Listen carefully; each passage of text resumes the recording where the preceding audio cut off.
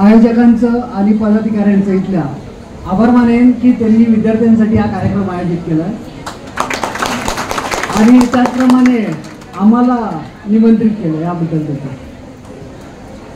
तसंच सर्व विद्यार्थी आणि त्यांच्या पालकांचे मी अभिनंदन करेन। त्यांनी 10वी-12वीच्या परीक्षेत एवढं यश मिळवलेलं आहे आणि आज ते इथे उपस्थित आहेत मार्गदर्शनासाठी। तसं बघायला गेलं तर आजकालचे विद्यार्थी खूप लकी आहेत। आता मी काय ते जुन्या ह्याच्यात जात नाही की नाही तर पोरं म्हणतील की आता हे आम्हाला मागे घेऊन चालले, आम्ही कसं स्ट्रगल केला, काय केलं। परत काही विद्यार्थी असे पण म्हणतील यार पहिले इतना क्यों स्ट्रगल करते थे, हा असं पण होऊ शकतं। पण परिस्थिती आहे बघा, स्पर्धेचं युग आहे म्हणतात, पण युगानुयुगे स्पर्धा चालू आहे। आधी अनादी कालापासून स्पर्धा चालू आहे आणि आपण मानव प्रत्येक स्पर्धेत उतरून आपापल्या टाइमलाईननुसार ती स्पर्धा पार पाडतोय।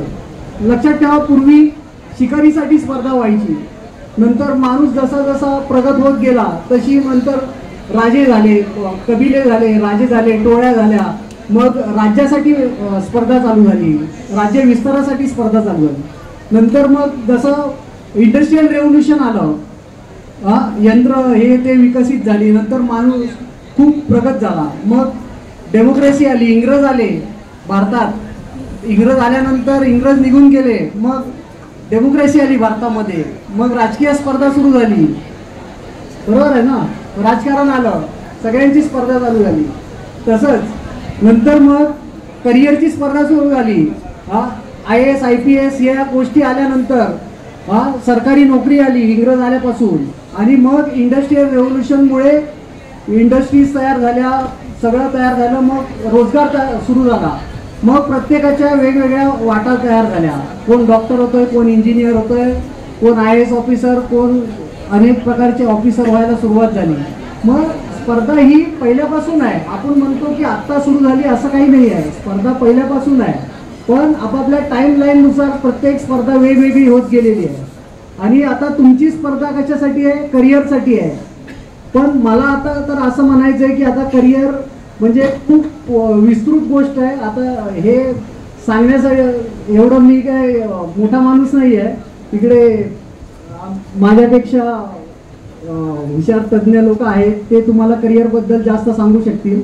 तरी पण मी तुम्हाला सांगतो की म्हणजे बघा, आमच्या काळात 80-90च्या दशकामध्ये खेडेगावामध्ये लाईट, पाणी, रस्ते याची काही सुविधा नव्हती, तरी देखील आता इथे पण भरपूर लोक आहेत आमच्यामध्ये 80-90 मधले, ते त्यांनी स्पर्धा टिकून राहिल्या स्पर्धेमध्ये आणि त्यांनी इथपर्यंत आले, आणि यातील बहुतेकांचे पालक त्या स्पर्धेतून तुम्हाला इथपर्यंत घेऊन आलेले आहेत। त्यांच्यासाठी पहिला टाळ्या व्हायला पाहिजे, त्या पालकांसाठी, ते तुम्हाला इथपर्यंत घेऊन आले आणि त्याच्यानंतर मग तुम्हाला घडवलेलं आहे त्यांनी, आणि आता तुम्ही आता स्टेप केलंय तुम्ही आता 10वी-12वी नंतर, आता खरी तुम्हाला स्ट्रगल करायचं आहे। आतापर्यंत तुम्ही काही स्ट्रगल बघितलेलं नाही आहे तसं बघायला गेलं तर, आता इथून खरं तुम्हाला जगाची ओळख होणार आहे आणि आता तुम्ही हे स्ट्रगल करायचं आहे। ह्याच्यासाठी काही नाही आहे, सिंपल गोष्ट आहे, म्हणजे जास्त मेहनत करायची काय, हे बघा, हार्ड वर्क करू नका, स्मार्ट वर्क करा। हार्ड वर्क करायची गरज नाही आहे, स्मार्ट वर्क करा। मी आता माझं सांगत नाही, जाऊ दे, परत ते त्या मुद्द्यावर जायला नको, मी काय केलं आणि काय नाही सांगायची आवश्यकता नाही। पण बघा, मी खूप छोट्या खेड्यातून आलेलो आहे, सातारा जिल्ह्यामध्ये खटाव तालुका दुष्काळग्रस्त भाग आहे, आणि त्यामध्ये खेडेगाव आहे वरुड म्हणून, तिथे आमच्या काळामध्ये ST येत नव्हती, रस्ता खडीचा होता, एकदम कच्चा रस्ता होता, आणि एक 20-22 किलोमीटरवर कॉलेज होतं। मी त्यावेळेला सायकल होती माझ्याकडे, मी सायकलने प्रवास करून कॉलेज करायचो। मी सायन्स ग्रॅज्युएट आहे, मी BSc फिजिक्स आहे, डिस्टिंक्शन आहे मला। तर सांगायचा उद्देश असा आहे की मी त्या काळामध्ये मी सायकलवर प्रवास करून एवढ्या लांबचा मी कॉलेज करायचो। कॉलेज त्यावेळेला पूर्ण दिवस असायचं, म्हणजे सकाळपासून दुपारपर्यंत लेक्चर्स असायचे, आणि दुपारनंतर मग प्रॅक्टिकल्स असायचे, आणि प्रॅक्टिकल्स कंपल्सरी असायचे। पण त्यावेळेला आम्ही पण खूप हुशार होतो, आम्ही बंकिंग करायचो खूप, आम्ही पण पळून जायचो. त्यावेळेला व्हिडिओ असे, व्हिडिओवर पिक्चर दाखवायचे. 1 रुपये तिकीट असायची. आमच्यापासून मध्ये एक गाव लागायचं आणि त्याच्या पलीकडे कॉलेज होतं. आम्ही कधी कधी कॉलेजला जायच्या आधी ते व्हिडिओ सेंटरलाच असायचो, कॉलेज वगैरे नंतर. असं म्हणजे आम्ही मजा करत सगळं खेळायचो. क्रिकेट खेळायचा खूप नाद होता आम्हाला. आमच्या गावची टीम होती. आम्ही पंचक्रोशीत फिरायचो. आज ही टुर्नामेंट ती टुर्नामेंट, आम्ही सगळीकडे फिरायचो. कॉलेज बिलेज हे दुय्यम गोष्ट होती त्यावेळेला आम्हाला. आम्ही क्रिकेट मस्ती हे ते. पण ज्या वेळेला 12वी नंतर ज्या वेळेला आम्ही ग्रॅज्युएशनला आलो सिनियर कॉलेजला, त्यावेळेला आमच्या लक्षात आलं की आता FY झालो, SY झालो, आता पुढे काय. आता लास्ट TYला गेल्यानंतर आमच्या लक्षात आलं की आता कॉलेज संपत आलंय, आता पुढे काय करायचं. आम्हाला काहीच समजायला मार्ग नाही. त्यावेळेला काय काउन्सिलिंग तुमच्यासारखे असे करिअर गायडन्स किंवा काय असं काय नव्हतं. मोबाईल नव्हते, इंटरनेट नव्हतं, कम्प्युटर नव्हते, काय नव्हतं. मग ह्याला विचार त्याला विचार, प्रोफेसरना विचार. मग त्यावेळेला माझं वैयक्तिक सांगतो, आम्ही ते व्हिडिओवर पिक्चर बघायचो. त्यावेळेला ते पिक्चरमध्ये दाखवायचे पोलीसवाले कसे गुंडांना हे करतात. मग त्यावेळेला एक इम्प्रेशन तयार झालेलं की आपण पोलीस व्हायचं, ऑफिसर व्हायचं. मग आता ते होण्यासाठी काय करायला पाहिजे, तर मग MPSC करावं. मग त्या दृष्टीने आम्ही विचार केला. आणि मग नंतर प्रोफेसरांनी सांगितलं की असं असं MPSC परीक्षा असते, स्पर्धा परीक्षा असते, ती दिल्यानंतर मग PSI होता येतं. मग तेवढा एकच ध्यास होता, PSI व्हायचं. तर त्यावेळेला असं नव्हतं माहिती की UPSC पण आहे किंवा इतर पण वाटा आहेत किंवा डॉक्टर होता येतं, इंजिनियर. पण ते प्रत्येकाचं इम्प्रेशन एक तयार झालेलं असतं. आता इथल्या 10वी-12वीच्या मुलांमध्ये पण मला वाटतं 50% लोकांमध्ये एक इम्प्रेशन असतं, पहिल्यापासून एक स्टॅम्पिंग झालेली असते की मला हे व्हायचं आहे. पण आपले पालक काय करतात की नाही यार, हे काय तू हे काय करतोस, आर्ट्स कुठे जातो, इकडे कुठे जातो, तू हे कर, ह्याच्यामध्ये चांगलं आहे, ह्याच्यात पुढे स्कोप आहे, हे आहे. स्कोप ॲक्च्युली सगळ्याच ह्याच्यामध्ये आहे. तुम्ही आर्ट्सनी जावा, कॉमर्सनी जावा, सायन्सने जावा, स्कोप सगळ्या क्षेत्रात आहे. आणि सगळ्या क्षेत्रात तुम्हाला टॉपला पोचता येतं, असं आहे.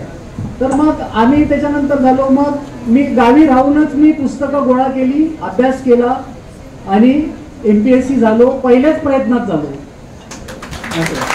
त्यावेळेला मी कुठला क्लास लावला नाही, कोर्स केला नाही, पण एक जिद्द, आत्मविश्वास आणि ते करायची हे ते तुम्हाला स्वतःला आत्मबल देणार आणि तुम्हाला त्या ठिकाणी घेऊन जाणार. तुम्ही स्वप्न बघा, ती पूर्ण होणार.